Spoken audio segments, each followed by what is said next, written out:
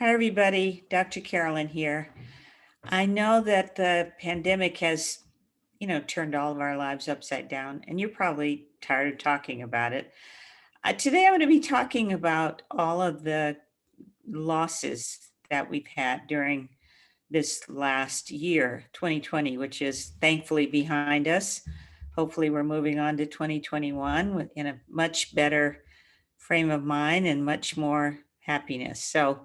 But anyway, we know that this past year there's been an increase in people who are struggling with binge eating, compulsive overeating, emotional eating, food addiction, and also other like drug and alcohol problems have really skyrocketed.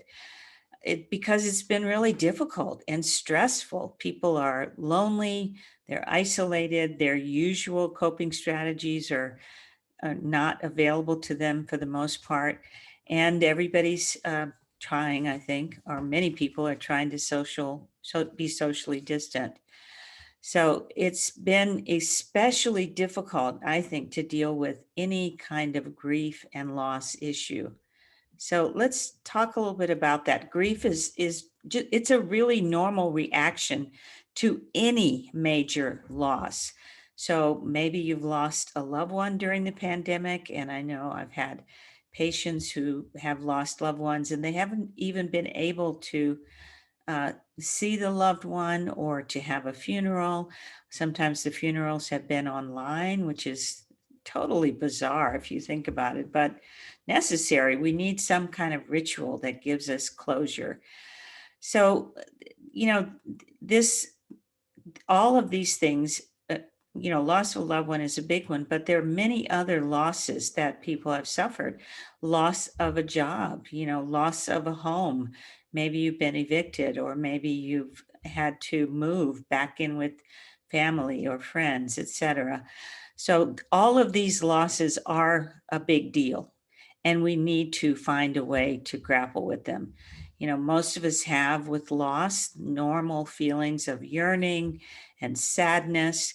And that's been really complicated by not being able to congregate with others and to share your loss, to talk about your feelings, or to just hear other people tell you that they've had losses too. So that's been a real problem. I know in my own life, I have a very close family member who's been um, ill, very ill, and in and out of hospitals. And normally I would be right on a plane going down to see him and helping take care of him. And I have not been able to do that because of the quarantine.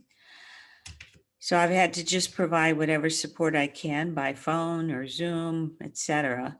But it's not the same, is it? It's really not the same. So as I said, grief can occur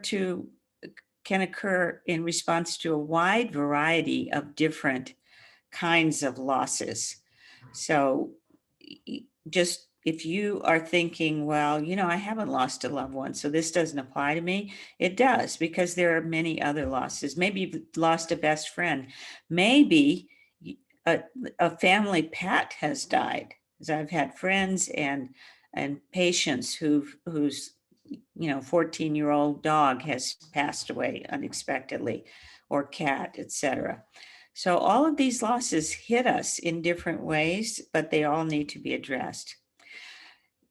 Oftentimes we use food in order to distract us from these unpleasant feelings of grieving, sadness, yearning, etc. And unfortunately, using food in that way can kind of stymie the grief process, can keep it stuck inside of us. In the beginning, after a loss, many people feel a loss of appetite, or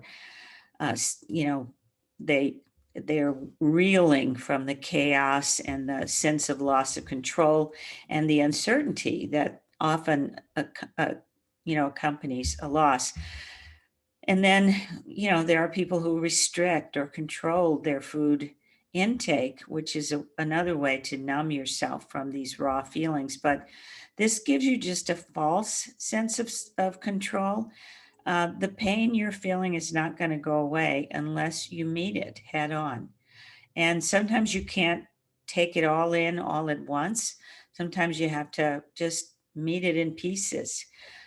Emotions, can't be fixed by food or by obsessing about your body. They can distract you from your emotions, but they don't fix the problem. And if you find yourself like having that compulsive urge to go on the latest fad diet, or if you find yourself restricting what you're eating or binging or isolating more to avoid, being around people when it's dinner time, for example, this is a sign that you may be using food to self-medicate your grief, your sadness, your yearnings, etc. And it's important to recognize and be aware of what you're doing. Um, as opposed to many people I know, I have a long history uh, of having to cope with grief. Just a few. I lost my grandmother when I was 18, and she was like a mother to me. I lost my grandfather, who was my inspiration for becoming a doctor when I was in my early 20s. I lost my dad at 21. Uh, and one of the biggest is I lost my middle son. And that was one that, he was only 29. And that was an experience that, I don't know, just about dropped me to my knees. Recently, I was reading about the death of two of President Biden's children, one who was killed in a car accident with his wife when she was a little girl. And then the other, which I think most people know about, is his son, Bo, who died of brain cancer. So when I heard about that, it brought up memories for me of my son Noah's death, which almost broke my spirit. It did bring me to my knees. I wrote about this experience in a post on Psychology Today called Grieving in Pieces. And I think that post is still relevant. I reread it recently, and it reminded me that everybody grieves in a different way and it takes different periods of time. So if your friends or family members are telling you, you should be over that by now, you don't have to grieve only for X period of months or years. Um, it's been now, 14, 16 years since my son died. And just this past week, I had a dream about him.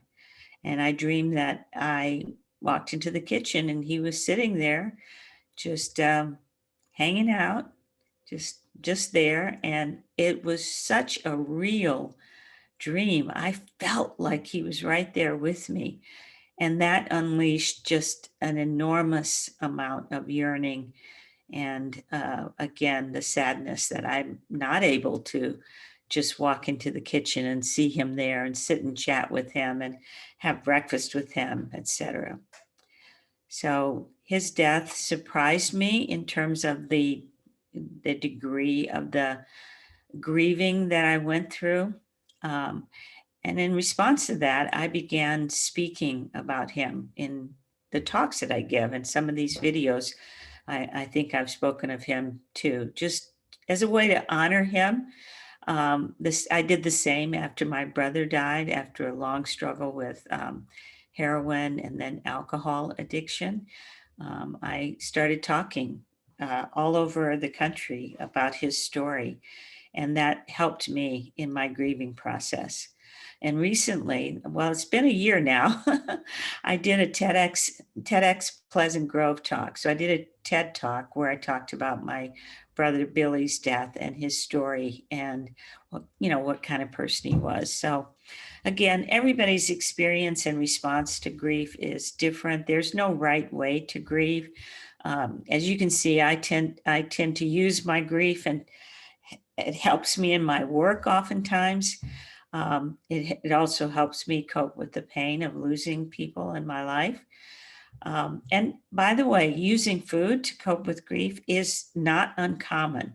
For example, after 9/11, studies showed a marked increase in emotional eating of comfort foods, everything from mac and cheese to mashed potatoes to, you know, sweets to chocolate, etc. But as you know, using food only provides temporary relief and it doesn't address the central issue, the need to grieve a loss. That is the issue. It's the need to grieve and the discomfort that we feel in grieving. So I could tell you all about the 5 stages of grief, or I could give you coping tips and strategies. But I wanted to share something more personal. This is what I've learned from my own experiences of dealing with loss. First of all, it's always going to be a surprise how much it hurts. It's no wonder we want to, grab a chocolate bar when we're grieving because it's painful. It really hurts. It feels like a kick in the chest, a punch in the gut, and you may feel overwhelmed by how much it hurts. You may feel like you can't handle it.